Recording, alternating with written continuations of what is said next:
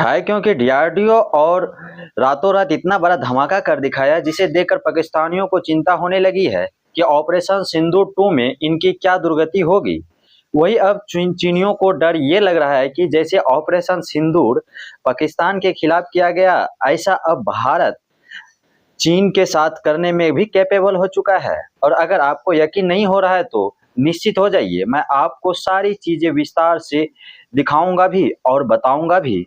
तो सबसे पहले ये देखिए, रिपोर्ट आ चुकी है कि डीआरडीओ ने रातों रात हाइपरसोनिक मिसाइल का टेस्ट कर चुका है, जो पूरी तरीके से सफल हुआ है। और इस टेस्ट के सफल होने के बाद आप ये समझिए कि अभी तक पाकिस्तान पर अटैक करने में हमें कुछ मिनट लगते थे, अब वो खेल सेकंडों का हो गया है।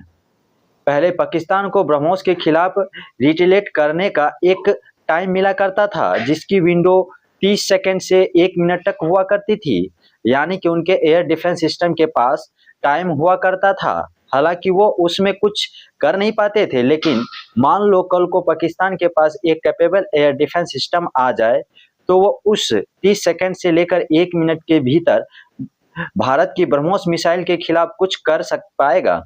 और इसलिए पाकिस्तान के सेना प्रमुख को अपने अमेरिका के चक्कर लगाते देखा होगा। वायुसेना प्रमुख भी इनका अमेरिका के दौरे पे गया था, क्योंकि यह चाहते हैं कि अमेरिका इन्हें एक ऐसा रडार और ऐसा एक छोटा सा मिसाइल डिफेंस सिस्टम दे दे जिससे कि वो ब्रह्मोस को रोक सके।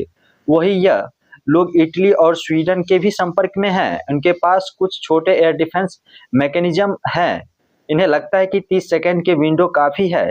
इतने में अगर हमारे पास यूरोपियन लेवल का एयर डिफेंस सिस्टम आ जाए तो हम उससे कुछ ब्रह्मोस तो रोक ही पाएंगे। लेकिन उससे पहले कि ये एक क्वालिटी एयर डिफेंस सिस्टम लेकर आते हैं, भारत ने इनकी बची कुछ उम्मीद, इनकी जो थी आखिरी किरण की उम्मीद, उसे भी खत्म कर दिया। क्योंकि भारत के ईटी टेस्ट के बाद हाइपरसोनिक मिसाइल को हमारे दुश्मन तो छोड़िए, हम खुद नहीं रोक सकते। अगर हम अपनी मिसाइल अपने ऊपर फायर कर लेना तो भारत भी उसे नहीं रोक पाएगा। दुनिया की बात तो छोड़ दीजिए, क्योंकि भारत दुनिया में किसी भी देश के पास, चाहे वो अमेरिका हो, रूस, चीन हो, भारत हो, किसी के पास ऐसा कोई डिफेंस सिस्टम नहीं है जो एक हाइपरसोनिक मिसाइल को रोक सके। इससे आप अंदाजा लगा सकते हैं कि ईटी टेस्ट का सफल होना कितनी ज्यादा खुशी है, उमंग है भारतीयों के लिए। लेकिन ये टेस्ट है क्या, कैसे काम करता है और कैसे पाकिस्तान के खिलाफ प्रैक्टिकली वर्क करेगा, चलिए मैं आपको विस्तार से बताता हूँ। आसान भाषा में तो देखिए, इस पूरा टेस्ट का नाम है ETLDSCM।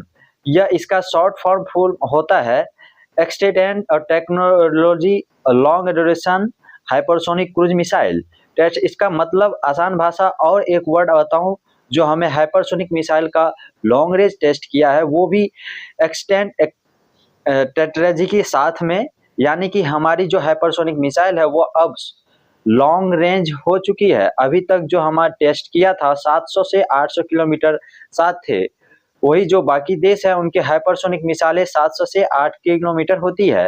रूस के अलावा रूस के पास ओवन गार्ड मिसाइल है। खैर, हाइपरसोनिक मिसाइल की बात करें तो लॉन्ग रेंज बहुत मुश्किल कम है, क्योंकि हाइपरसोनिक रफ्तार पर जब कोई चीज उड़ती है तो भयानक हीट जनरेट होती है। वो इतनी भयानक होती है कि पत्थर को भी पिघला दे। इसलिए आपको स्पेशल मटेरियल चाहिए होता है, और वो स्पेशल मटेरियल भी एक कुछ सेकंडों तक ही हिट कर पाता है। उस सेकंडों में ही हाइपरसोनिक मिसाइल 500 से 600 किलोमीटर का डिटेक्ट कवर करती है। इसलिए लॉन्ग रेंज बनाना लगभग बहुत मुश्किल काम है।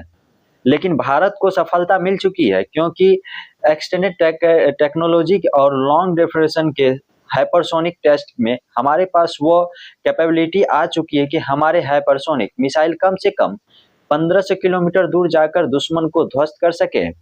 कई लोग को यह कम लग रहा होगा, क्योंकि हमारे पास अग्नि है 5000 और 6000 किलोमीटर जाती है, लेकिन बात है हाइपरसोनिक मिसाइलों में 1500 किलोमीटर का मतलब है लॉन्ग रेंज। अपना बहुत बड़ी अचीवमेंट हासिल करी है। इसका मतलब यह भी हुआ कि हमारी हाइपरसोनिक मिसाइल पूरे पाकिस्तान को कवर करती है, आधे ईरान, पूरे अफगानिस्तान तक जाती है।